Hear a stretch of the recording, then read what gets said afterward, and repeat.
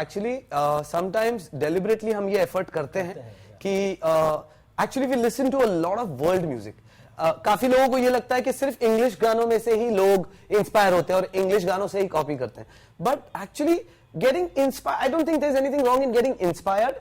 So what we do is, whenever there is there could be a German song, there could be a Chinese song, there could be a Russian song, there could be a Czechoslovakian song.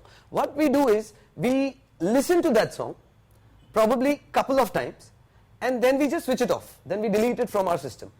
But the vibes, the notes, the feeling that we get from there. So what happens is, it just gives you a little different approach from Bollywood. So first we make a little slightly tough tune with a little western elements, and then जब उसमें हिंदी शब्द आते हैं और जब उसमें हिंदी की एक थॉट आता है, एक रोमांस का कोई थॉट आता है या डांस का थॉट आता है, suddenly we see a change कि wow, how this western tune has converted into a new Bollywood song. So I think that is a very good episode, that's a very good healthy exercise for others also, that you should listen to a lot of world music, because आज के जो लोग हैं, आज के जो youngsters है, आज का जो जनरेशन है, they are listening to the entire world music. They have the Britney Spears, they have the Shakiras, they have all the blues and all the reggae music of the world. So when we create something, it shouldn't sound कि अरे यार this is too cliche and this is too Bollywoodish. तो हम थोड़ा सा try करते हैं कि उसमें modernism जितना डाल सके उतना डालते हैं. In the beginning it was a little difficult because people were expecting कि नदीम श्रवण के जैसा ही म्यूजिक करेंगे. उनके बेटे हैं तो श्रवण जी के बेटे हैं तो वो कोशिश करके उन्हीं की तरह की मेलोडीज, उन्हीं की तरह का अरेंजमेंट, उन्हीं की तरह की राइटिंग होगी. But we intentionally tried and probably also succeeded, because अगर आप हमारा from मन, हमारा दिल आपके पास है, दीवाने, स्टाइल, तलाश, कर्ज, रिश्ते, we were completely different from Nadeem Shravan. Even though our ideals were Nadeem Shravan, कि भाई अगर म्यूजिक डायरेक्टर बनना है तो नदीम श्रवण की जैसा बनो, because I have seen कि Juhu and all these places बड़े होर्डिंग्स लगे हुए हैं, ना हीरो है, ना हीरोइन है, ना डायरेक्टर है, ना कोई है, सिर्फ नदीम श्रवण का एक बड़ा पोस्टर है और नीचे फिल्म का नाम लिखा हुआ है Bekhudi. So I knew that music was the real hero of the film. अगर आप देखें, अगर ट्रैक रिकॉर्ड देखें बॉलीवुड का, अगर हिट म्यूजिक है तो आपकी 99% बैटल आपने जीत गए. Then even today, yeah, if you have hit music, it doesn't matter who the star is, it doesn't matter who the actors are, what the script is. If you have good music, automatically the audience will be drawn in. और फिर अगर आपने थोड़ी सी भी अच्छी film बना दी हो, वो एक सुपर हिट हो ही जाती है. टुडे तो आजकल तो एक गाने की बात हो गई. Yeah, now it's only a song. One song. You need one good song in a film. One super hit song. People are willing to come to the theatre. So I would say कि हमारे जो idols थे, they were Nadeem Shravan obviously always, but at the same time बहुत अच्छा ये हुआ था कि when we were growing up, Vinod uncle used to sing Kishore Kumar style songs and even Rafi साहब style के गाने, और उन्होंने उस वक्त कुछ albums बनाई थी which was a compilation of Rafi ji and there was a compilation of Kishore da, around I think 50 songs. So हमने वो इतने सुने कि उस जमाने के वो गाने हमारे अंदर बस गए. those melodies, that kind of structure of songs, वो हमारे में बस गए. तो इसीलिए probably हम कहेंगे कि वो बॉलीवुड का जो कीड़ा था वो यहीं से आया, कि we already knew what Bollywood requires, what kind of melodies, what kind of tunes, what kind of lyrics, what kind of thoughts, ये सारी चीजें हमें incorporate हो गई उसी टाइम पे. So I think मैं तो ये कहूंगा कि I think all the big music directors and all the beautiful songs that they have made, those songs are our actual inspirations, कि जिससे हम लोग ट्राई करते हैं कि उस तरह का कुछ म्यूजिक करें. एक और बहुत अच्छी बात संजीव दर्शन की ये है कि आनंद बख्शी जी के साथ हमने एक फिल्म की है, और बख्शी साहब ने हमें ये बताया था कि बेटा जब भी गाना बनाओ ना तो फिल्म के साथ जुड़े रहो. जब गाना फिल्म सिचुएशन और गाना जब हैंड इन ग्लव जब जाता है ना तो वो गाना इमॉर्टल हो जाता है. ये नहीं कि सिर्फ ऑडियो अच्छा है और फिल्म में वो कोई ड्रीम सीक्वेंस में आके चला गया. It should be a part of the film, it should be a part of the characters of the film, it should be a part of the screenplay, it should be a part of the situation. तो I think whenever a song is made or is going with a film, then it has a base. वरना एक promotional गाने आया, उस एक हफ्ता 2 हफ्ता चलता है, जहां फिल्म खत्म हो गई गाना भी खत्म हो जाता है. सो जो इमॉर्टल गानों की बात हम करते हैं तो हम हमेशा यही सोचते हैं कि जब फिल्म चलती है या फिल्म नहीं भी चलती, लेकिन गाना जो फिल्म के साथ रिलेट होता है वो कहीं ना कहीं, फिल्म एक कहानियां है और कहानी हर इंसान के साथ जुड़ी होती है, तो इसीलिए जब वो कहानी के साथ जुड़ता है तो वो बहुत लंबे समय तक लोग उसको याद। आज आप जैसे हमें लोग कहते हैं आपके मन के गाने हम आज भी याद रखते हैं, उसका रीजन ये था कि वो एक रोमांटिक फिल्म थी, इमोशनल फिल्म थी, उसके गाने भी रोमांस और इमोशन के साथ जुड़े हुए थे, बहुत ही मन से बनाए थे, दिल से बनाए थे।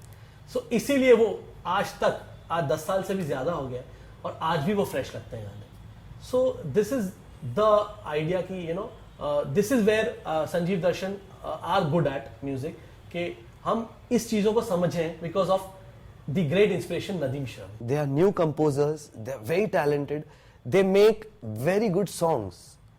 But are they really music directors? Giving a single, giving a beautiful song is very easy.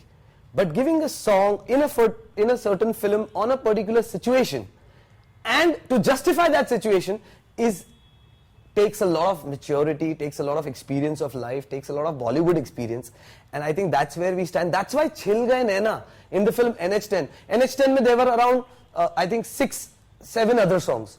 None of them worked. I'm not saying that there was no hard work behind that. There was, but Chil Gaye Naina was the song जो उस film के character, Anushka Sharma ji का जो character था, where she's heartbroken, there have been a tragedy in her life, she wants to fight back, so the tragedy comes through the lyrics, the fight back comes through the tune. You know, that's the kind of work that we want to do. The emotion comes with the soundtrack. So that's the kind of work that we want to do कि अगर एक गाना हम करें, film के लिए कर रहे हैं तो वो फिल्म के साथ जुड़ा होना चाहिए. डायरेक्टर इन म्यूजिक डायरेक्टर का एक सेंस होना बहुत जरूरी होता है. No doubt there are lot of new composers जो आए हैं, जो बड़े अच्छे item song, one song wonders जिसे हम कहेंगे, गाने बना लेते हैं, probably a couple of song wonders जिसे आज की डेट में कहेंगे. But yes, to be on a situation, to be in the Bollywood industry, to survive, we've been surviving since the last 17 years, and I think probably the reason behind this is that अब वो समझ आ गई है, वो understanding आ गई है कि जब बॉलीवुड के लिए कुछ कर रहे हैं तो एक फिल्म होती है, एक कैरेक्टर होता है, स्टोरी होती है, एक सिचुएशन होती है, सारी चीजें माइंड में रख के फिर एक गाना बनता है. मैं ये कहूँगा हमने हार्डवर्क बहुत किया, मन के बल बहुत हार्डवर्क किया. बहुत यंग थे हम लोग, मतलब हम लोगों को पता भी नहीं था कि उस वक्त फिल्म जैसे दर्शन आज इतना कुछ कह रहे थे कि फिल्म के बारे में हम जान गए हैं, स्टोरीज को हम बहुत सीरियसली लेते हैं, हम चीज़ों को बहुत समझ के चीज़ें बनाते हैं. उस वक्त भी हमने बनाई थी, लेकिन उस वक्त हमारे पास गाइडेंस करने वाले इंद्र कुमार जी थे, वो उस पूरे चीज़ को निभा रहे थे. उस वक्त हम कंपोजर्स थे, that time we were just composers. हम अपनी आइडिया फेंकते थे, लेकिन वो उस आइडिया के साथ अपनी फिल्म को कनेक्ट कर लेते थे. आज हम जो कर रहे हैं, अगर जैसे फॉर एग्जांपल आज अगर ये मन हमने की होती तो शायद हमारा करियर कहीं और ग्राफ पे जाता, बिकॉज नाउ वो समझ हमें भी आ गई. अब हमें भी समझ में आ गया कि नहीं, गाने को फिल्म के साथ कैसे बनाना है, फिल्म के साथ कैसे करना है, फिल्म में कैसे लगाना है, फिल्म के इमोशन को कैसे पकड़ना है. ये चीजें अब समझ में आई जब मैच्योरिटी आई. और ये अच्छा ही होता है. देखिए, इंसान तब सीखता है जब वो फेल होता है. अगर वो पास ही होता जाएगा तो वो सीखेगा क्या? ये फेलियर ने ही हमें सिखाया है आज की डेट में. अब जैसे NH10 का गाना हिट हुआ तो वहां इंद्र कुमार नहीं थे हमारे साथ. We created on our own. You know, जब ग्रैंड मस्ती हुई तो इंद्र कुमार जी उस ब्लॉक हो गए कि बेटा अब इसके आगे मुझे सुपरहिट गाना चाहिए. और वो सिचुएशन आपको मैंने बताई थोड़ी देर पहले. So we came up with the brilliant idea, sir ऐसा गाना होगा, this has to be the song. We crack the idea. तब वो मैच्योरिटी आ गई. अब इतने साल का experience. When we started our career in 1999 with मन दीवाने, हमारा दिल आपके पास है, स्टाइल, तलाश, कर्ज, रिश्ते, सारी ही फिल्में बहुत अच्छी चली. उनका म्यूजिक का सक्सेस भी बहुत अच्छा हुआ, ये हुआ. But then the entire Bollywood industry had gone down to a dip. I'm talking about around 2005 to 2009. There was a huge dip in the industry जहां पर 99% फिल्में फ्लॉप हो रही थी. And everybody was upset and everybody was tensed, and even we were thinking where are we going wrong and all that. So it took a little time for the industry to bounce back, and I think even we have bounced back with that. And ever since 2012, I think Sanjeev Darshan are now back, and now I am assuring you that Sanjeev Darshan are back for a very long time and to give a very, very good genre of music to the industry.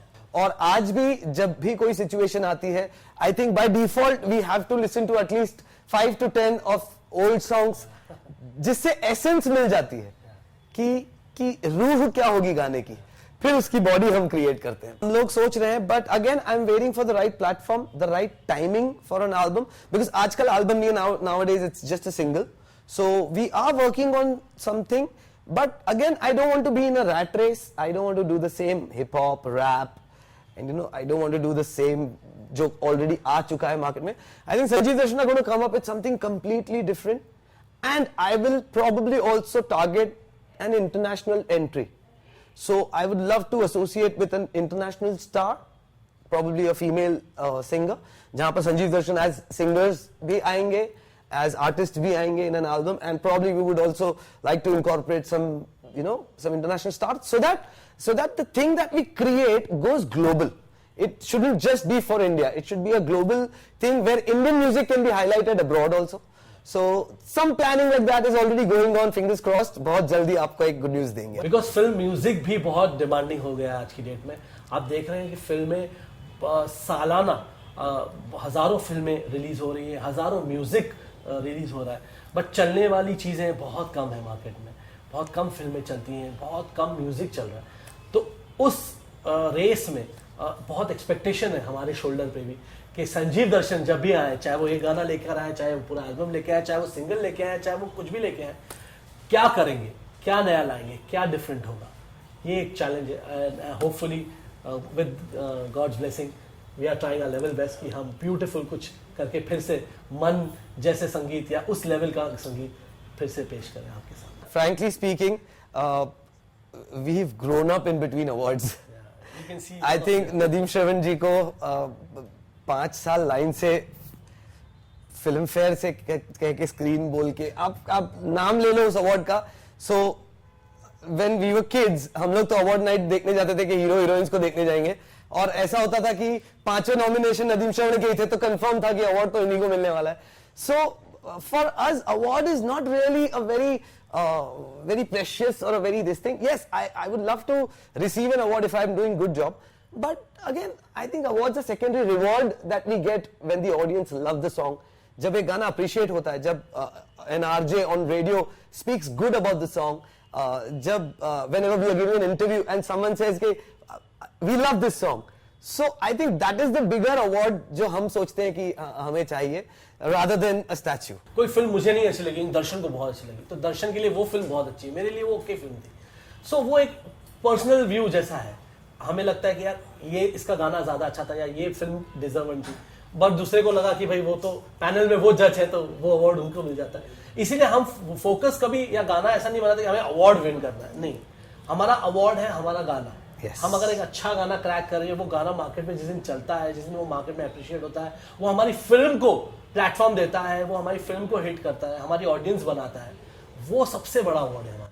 And trust me, 17 years of experience tells me nobody can predict anything. कोई ये नहीं कह सकता कि मैं ये गाना बना रहा हूँ अवार्ड लेने के लिए, बिकॉज किस गाने, कौन सा गाना किसे कैसे पसंद आएगा, I don't think there is any calculations or any fundamentals behind that. Because nobody wants to make a flop song. Just your hard work, your dedication, your passion, and probably suddenly one day you'll get up and you will see an award in your hand.